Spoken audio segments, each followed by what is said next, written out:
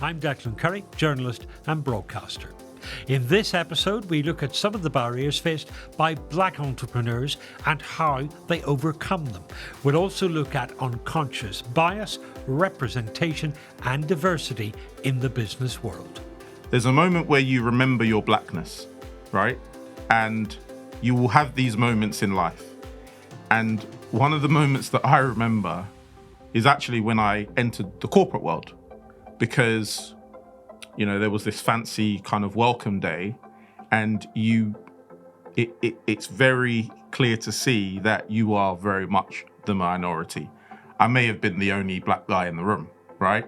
And you have to get comfortable with that, right? You have to get comfortable with that, because predominantly in the corporate world, well, at that time, those are the types of things that black and ethnic minorities will face. We're not in here to tick off people's boxes. I'm very much performance driven. So even I have to use myself as an example.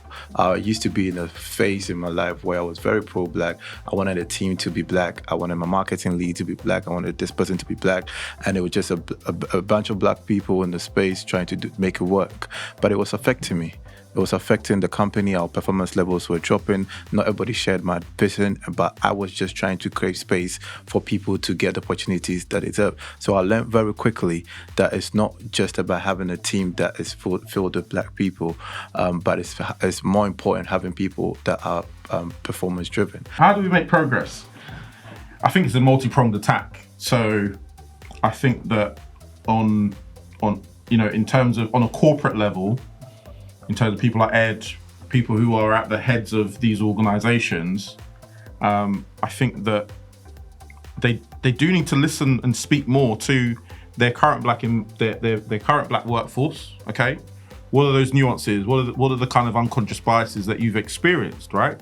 Because without kind of understanding what those are, how can you start to kind of stamp them out, right? In terms of educating the remainder of the workforce.